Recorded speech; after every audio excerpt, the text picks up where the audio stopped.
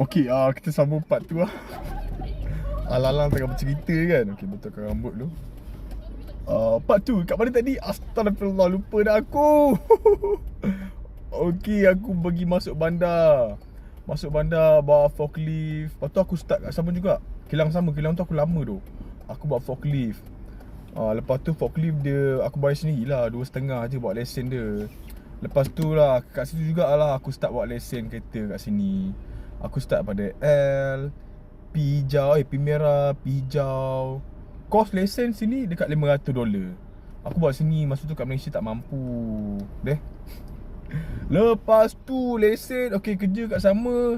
Lepas tu COVID time, okey aku kena buang. Lepas tu aku buat DoorDash pula, hantar delivery kan.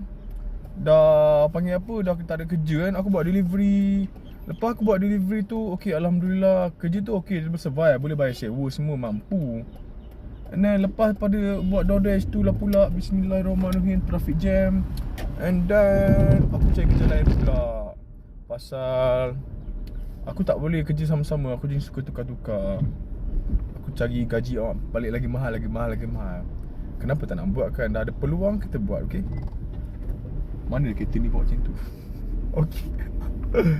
Lepas aku ingat kerja kilang tu, aku kerja apa aku lupa tu. Ya.